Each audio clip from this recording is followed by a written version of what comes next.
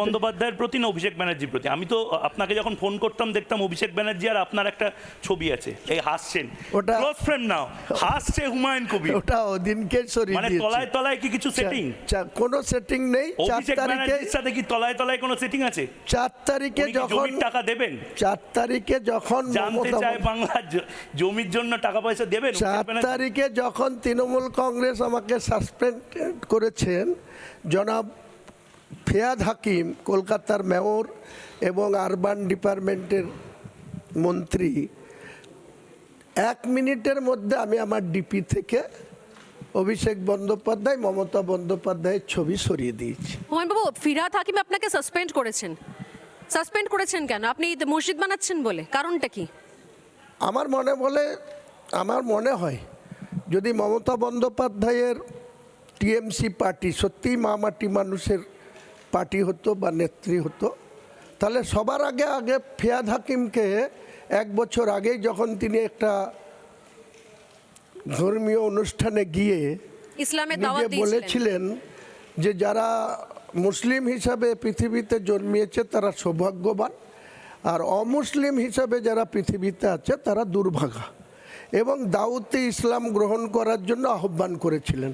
তখন মুখ্যমন্ত্রীর এই জাজমেন্ট বা দলের সিদ্ধান্ত বা ডিসিপ্লিনারি কমিটি কি করছিল?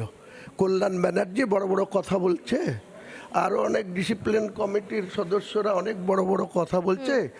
তো শুধু কি হুমায়ুন কবিরের জন্য ওনাদের নীতি নির্ধারণ বা ডিসিপ্লিন কমিটি? আর যেসব চোর বাটপোর তুলাবাজি করে খাচ্ছে তাদের বিরুদ্ধে কোনো ব্যবস্থা নিয়েছে তৃণমূল কংগ্রেস? নিজের স্বচ্ছতার পরিচয় রেখেছে? তার পরিবারের সদস্যদের কি ছিল, কটা ব্যবসা আছে, আজকে তারা কতটা প্রপার্টির মালিক হয়েছে? হ্যাঁ, আপনারা এগুলোকে আগামী দিনে সিপিএম বলতো, আমিও বলবো আগামী দিনে, আমিও বলবো। একটা জিনিস বুঝতে পারি, আমার কেউ মুখ বন্ধ করতে পারবে না। মুখ্যমন্ত্রী একসময় যখন দলে ছিলাম, মালদার অ্যাডমিনিস্ট্রেশন মিটিং থেকে আমাকে বলেছিল তোমার মুখে লিকোপ্লাস্টার লাগিয়ে দেবো। আমি বললাম আপনি লাগাবেন, আমি আবার খুলে দিয়ে বলবো। বিধানসভা তিনি বলছিলেন যাই হুমায়ুন তুমি চুপ করে থাকো, তুমি বেশি পাকা না। আমি একটা কথা জাস্ট বলি, আপনি বলছেন যে ফিরহাদ হাকিমের বিরুদ্ধে ব্যবস্থা নেওয়া উচিত ছিল। আমার তো মনে হয় নিশ্চয়ই। তারও আগে আপনার বিরুদ্ধে ব্যবস্থা নেওয়া উচিত ছিল। আপনি মুর্শিদাবাদে দাঁড়িয়ে বলেছেন যারা 30% তাদেরকে কেটে ভাগীরথীর জলে ভাসিয়ে দেবো। আপনার মনে হয়েছে 30% হিন্দু বলে তাদেরকে কেটে ভাগীরথীর জলে ভাসিয়ে তিনার দেওয়া যায়? 2জন প্রার্থীকে জিতানোর জন্য বলেছি, তিনি কি করে আমার বিরুদ্ধে ব্যবস্থা নেবেন? তিনার ইঙ্গিতে ইউসুফ পাঠানকে আর আবু তাহের খানকে ওখানে মোহাম্মদ সেলিম মুসলিম কনসলিডেশন করেই ভোটে জেতানো হয়েছে। হ্যাঁ, মানে অধীর চৌধুরী হেরেছেন কারণ অধীর হিন্দু ছিলেন চৌধুরী বলে। ভোটে জিতছে একথা ওনার আইবি, উনি চিফ মিনিস্টার, ওনার কাছে যত সোর্স আছে তারা বলেছিল অধীর চৌধুরী 60 থেকে 70 হাজার ভোটে জিতছে। 1 মে যেদিন উনি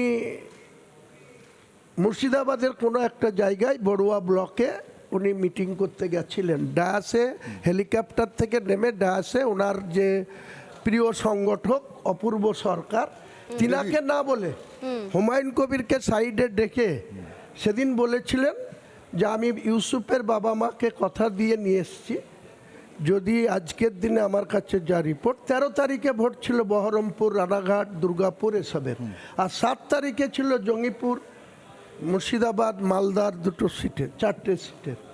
তাহলে 7 তারিখে ভোট, 1 তারিখে উনি আমাকে বলছেন যে মোহাম্মদ সেলিম 30 থেকে 40 হাজার ভোটে জিতে যাচ্ছে, তাহের হেরে যাচ্ছে, আর ইউসুফ পাঠানো 70 থেকে 80 হাজার ভোটে হেরে যাচ্ছে, অধীর জিতছে।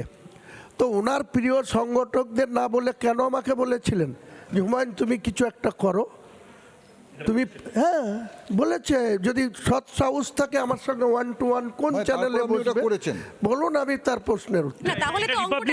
মমতা বন্দ্যোপাধ্যায়ের লোকেরা তো শুনছেন, হুমায়ুন কবির বলছেন রিপাবলিক বাংলাতেই 1 to 1 মমতা বন্দ্যোপাধ্যায় ভার্সেস হুমায়ুন কবির হোক একটা। না, আমি বলছি আমি একটা শেষ করিনি, তাহলে অঙ্কটা মিলে গেল। মমতা বন্দ্যোপাধ্যায়ের ইনস্ট্রাকশনে ববি হাকিম ইসলামের দাওয়াত দেন, মমতা বন্দ্যোপাধ্যায়ের ইনস্ট্রাকশনে হুমায়ুন কবির বলেন যে 30%কে কেটে ভাগীরথীর জলে ভাসিয়ে দেবো। কেটে বলিনি, অবজেকশন। আপনার সেই রেকর্ড আছে, আমি এটা বলেছিলাম 30শে এপ্রিল মাননীয় উত্তরপ্রদেশের মুখ্যমন্ত্রী যোগী আদিত্যনাথজি ঠিক আমার বাড়ি থেকে 2.5 কিলোমিটার দূরে এই যে সিদ্দিকুল্লাহ চৌধুরীর দপ্তর, ওই দপ্তরের মাঠে, ওই দপ্তরের এনওসি নিতে হয়, তারপরে কাউকে হেলিকপ্টার নামা, কাউকে মাইক বাঁধা, কাউকে প্যান্ডেল বাঁধা, ডাস বাঁধা, সব অনুমতি। যেখানে 17 এপ্রিল শক্তিপুরে রামনবমীর দিনে রাইট হলো, এসপি, অ্যাডিশনাল এসপি, দুনিয়ার পুলিশ ফোর্স কার নির্দেশে চলে? মমতা ব্যানার্জি। সেখানে রামনবমীর সশস্ত্র মিছিল থেকে শক্তিপুর দেড়পাড়া মুসলিমদের উপরে আক্রমণ হলো পুলিশের উপস্থিতিতে। মুসলিমরা যখন এলাকায় 10,000 লোক পুলিশকে ঘিরে ফেলল, এসপি সূর্যকুমার যাদব এর গাড়ি আক্রান্ত হলো, সিকিউরিটির গাড়ি আক্রান্ত হলো, ওসি শক্তিপুর রাজু মুখার্জি আজকে আর নেই, ইন্সপেক্টর হয়ে অন্য কোথাও চলে এসছে, সে যখন আক্রান্ত হলো, মাথা ফাটলো, সেদিন এই হুমায়ুন কবির ওখানে ল অ্যান্ড অর্ডারের সব রকম সাহায্য, এমনকি পুলিশের 17টা গাড়িকে আমার সেফটি জায়গায় প্রোটেক্ট করেছি, আমি সাপোর্ট দিয়েছি। তাকে আমাকে বলবে যে ওই রাইট লাগাচ্ছে, এ কথা শুনতে হুমায়ুন কবির না, রাজি আপনি না। শুনতে রাজি নন, তার জন্য আপনি আচ্ছা মানলাম না হয় কেটে বলেন, আপনি বলেছেন ভাষিয়ে দেবো, আমি জাস্ট শেষ করিনি। আমাকে যখন উল্টো করে টাঙিয়ে সিধা করার কথা বলছে, সাতপিড়া, আপনাকে 70% ওখানকার মুসলিমদের তো বলেননি, আপনি তো বলছেন আমাকে বলা মানে তো 70% এর মধ্যে 0.01% তো আমি, মানে তাহলে আপনি আমাকে মুসলিমদের উল্টো নেতা। করে টাঙাবে আর আমি তাকে কি মিঠাই পাঠাবো? না, আমি জাস্ট শেষ করিনি হুমায়ুন বাবু প্লিজ। তাহলে মমতা বন্দ্যোপাধ্যায় ইনস্ট্রাকশনে দাঁড়ালো যে ববি হাকিম ইসলামের দাওয়াত দেন, মমতা বন্দ্যোপাধ্যায় ইনস্ট্রাকশনে দাঁড়ালো হুমায়ুন কবির বলেন যে 30%কে ভাগীরথীর জলে ভাসাবো। তাহলে ধরে নিচ্ছি কি, অঙ্ক কি বলছি, মমতা বন্দ্যোপাধ্যায় ইনস্ট্রাকশনে হুমায়ুন কবির এখন নির্বাচনের আগে দল থেকে বেরিয়ে এসে বাবরি মসজিদ বানাচ্ছেন।